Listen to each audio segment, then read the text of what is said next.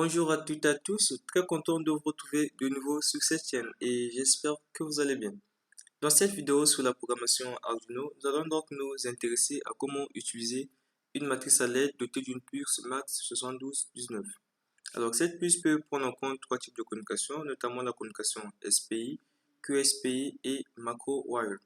Alors dans cette vidéo, nous allons donc utiliser la communication SPI pour communiquer avec notre puce et aussi l'utilisation d'une autre bibliothèque. Il y a plein de bibliothèques qui existent, mais parmi ces bibliothèques, on va donc choisir juste une bibliothèque qu'on verra tout juste après dans la programmation.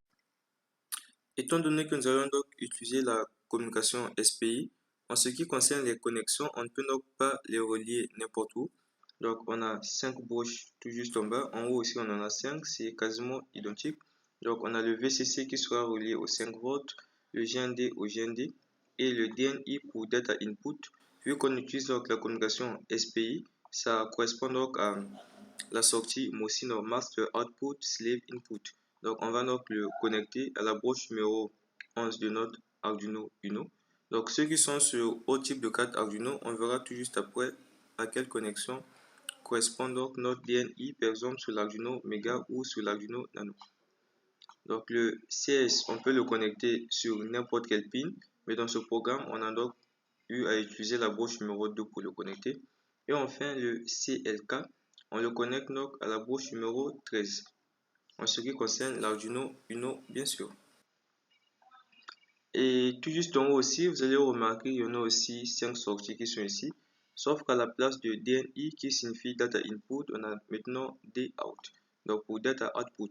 Donc cette broche va donc nous permettre de brancher plusieurs matrices en série. Dans la vidéo, vous allez remarquer que j'en ai eu à utiliser deux. C'est exactement les mêmes connexions que ceci, VCC, GND.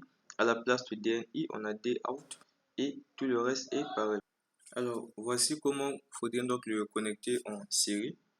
Mais si vous utilisez plusieurs matrices, le mieux serait d'utiliser une source d'alimentation externe vu que l'Arduino a une quantité maximum du courant qu'il peut délivrer. Donc pour éviter aussi de détériorer la carte au cas où les matrices demandent beaucoup plus de courant que peut délivrer la carte Arduino. Donc voilà, donc on va donc s'intéresser à la programmation. Donc comme je le disais, en ce qui concerne donc la connexion SPI, les broches ne s'utilisent pas au hasard. Nous on a eu donc à utiliser la carte Arduino Uno. Donc ce sont ces broches qu'on a eu à utiliser. Broche numéro 11. Donc MOSI Master Input, Master Output, Slave Output, qui correspond donc à notre DNI au niveau de notre matrice. Et la broche numéro 13 qu'on avait utilisée.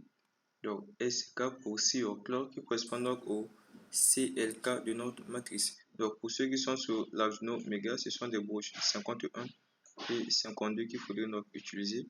Sur l'Arduino Nano, ça correspond donc aux broches D11 et 13. Donc ce sont exactement les mêmes broches avec l'Arduino Uno. Donc pour cela, on va d'abord débuter par installer notre bibliothèque que nous allons donc utiliser. La bibliothèque que j'ai choisie s'appelle Simple Matrice. Donc le lien de la bibliothèque se trouve juste dans la description. Une fois que vous aurez donc installé votre bibliothèque, à savoir Simple Matrice, on va donc ouvrir deux fichiers appartenant à la bibliothèque, notamment Keyword qui contient plutôt toutes les fonctions de notre bibliothèque. Donc les fonctions sont là, begin, clear et ainsi de suite.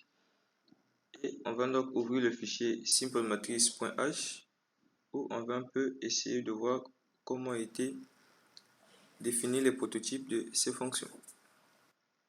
Alors comme on a eu à le voir, donc simplematrice.h à ce niveau, c'est le constructeur comme on appelle en programmation. Donc ça prend en compte trois paramètres dont deux paramètres ne sont pas obligatoires. Le premier des paramètres c'est le pin, donc le pin où était connecté notre CS, qui va donc permettre d'indiquer à la puce si les données entrantes lui sont destinées ou pas. Donc pour notre cas, c'est le pin numéro 2 qu'on a eu à utiliser. Donc c'est ce qu'on va renseigner. Et le deuxième paramètre, c'est la rotation des caractères qui seront donc affichés à l'écran. Donc lorsque vous allez téléverser le programme, vous pouvez donc changer le sens d'affichage des caractères. Et par défaut ici, le nombre de matrices pris en compte. Donc, par défaut, le nombre de matrices c'est 4, mais dans notre cas, on utilise 2 matrices, on va donc mettre 2. voici un peu comment est notre programme. Donc on est exactement à ce niveau. On a ces trois paramètres qui sont rentrés. Donc on a le pin CCS qu'on a eu à utiliser. Ici on a la rotation que j'ai gardée à fausse et ici indiquer le nombre de matrices que j'utilise, notamment 2. Donc à ce niveau, ce sont des constantes que j'ai eu à déclarer, enfin une constante avec des tableaux de type char, on va y revenir après. Donc une fois fait, on va donc faire appel à la fonction begin qui va donc nous permettre d'insérer la library. Donc c'est exactement à ce niveau. Donc la bibliothèque dispose aussi d'une fonction appelée setIntensity qui va donc nous permettre un peu de régler l'intensité de notre afficheur. Disons de notre matrice, c'est un peu en bas je pense. Alors c'est à ce niveau, donc ça prend en compte un entier qui doit donc varier de 0 jusqu'à 15. Donc dans mon cas ici, j'ai réglé l'intensité à 3. Et cette fonction clearDisplay va donc nous permettre de nettoyer toute la matrice, c'est-à-dire éteindre toutes les LED. Donc la fonction se trouve à ce niveau, clearDisplay, je pense que c'est tout.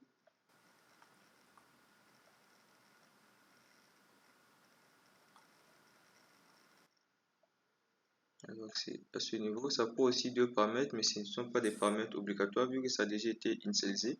On peut ou ne rien mettre à l'intérieur. Donc voici un peu le programme que nous allons donc écrire va donc consister à faire défiler ces deux messages au niveau de notre matrice. Donc juste ces deux messages, étant donné que ce sont les mêmes, je vais expliquer le pourquoi.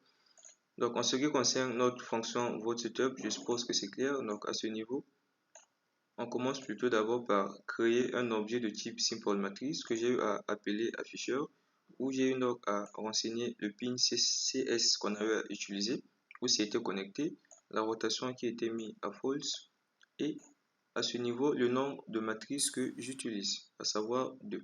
Donc si vous avez une seule matrice, vous mettez simplement 1 à l'intérieur et cela ne va rien changer dans la programmation.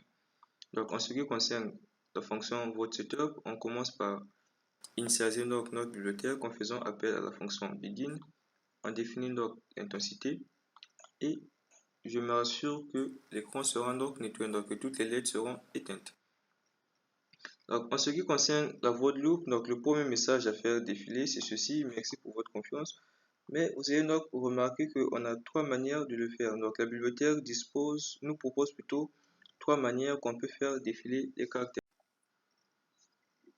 On peut donc utiliser ces deux fonctions pour faire défiler donc le test.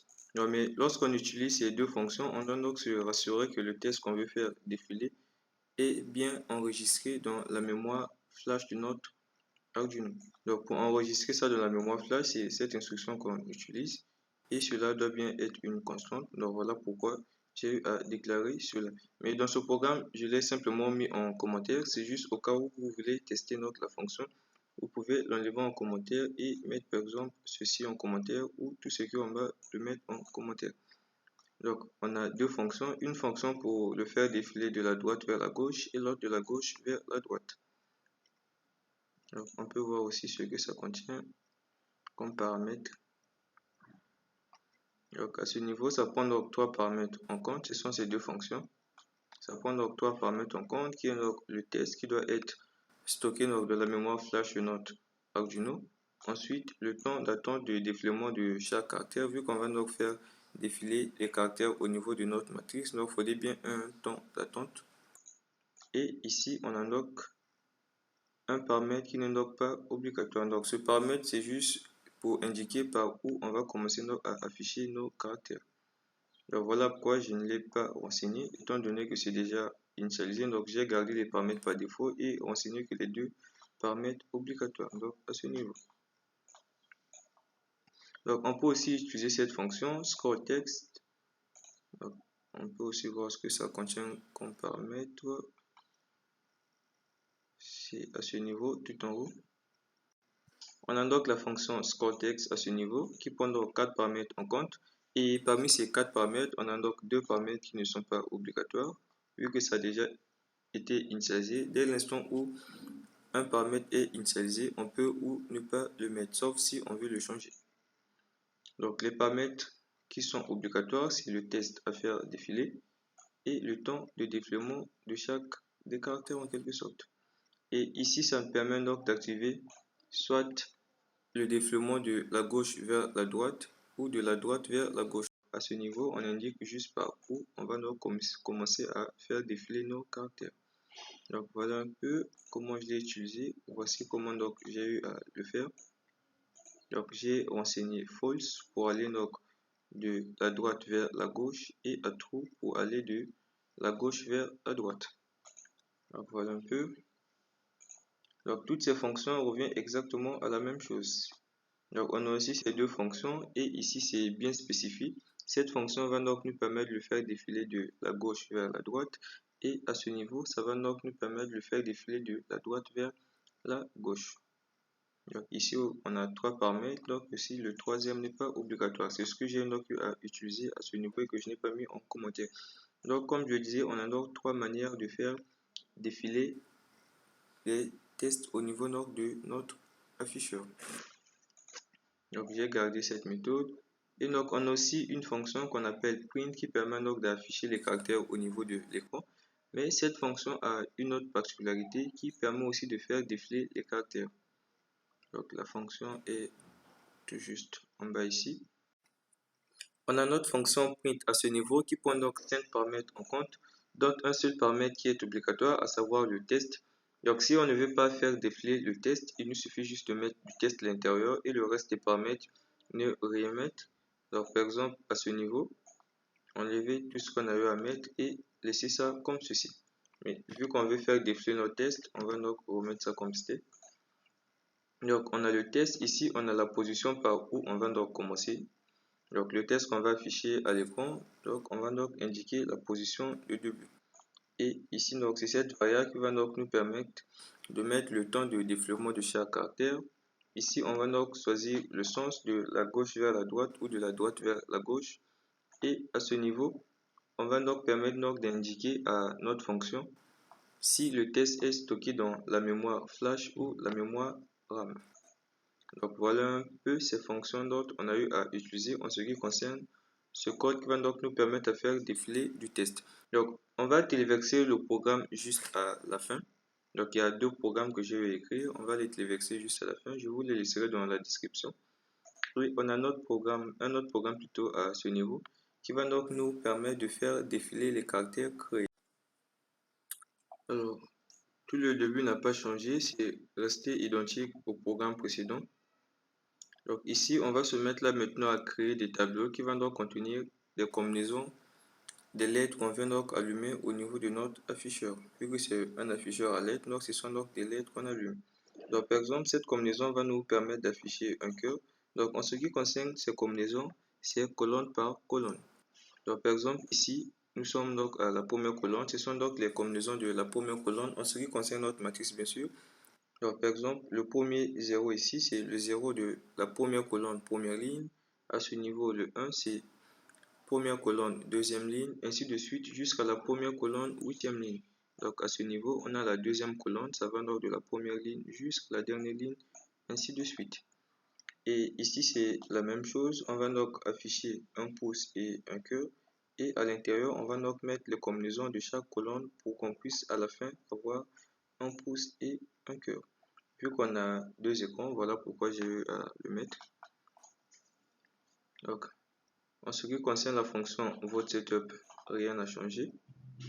On va donc s'intéresser à la fonction voteLoop. Alors, c'est cette fonction qu'on va donc utiliser pour pouvoir afficher donc les combinaisons des tableaux qu'on a eu donc à créer.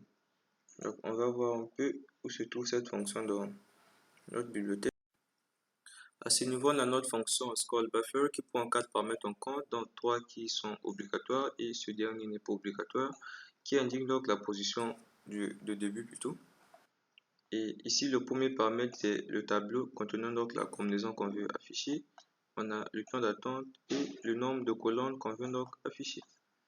Donc, généralement, le nombre de colonnes correspond au nombre de colonnes de notre tableau. Donc c'est aussi exactement pareil avec cette fonction, c'est exactement la même chose, sauf qu'ici il y a un autre paramètre qui s'ajoute.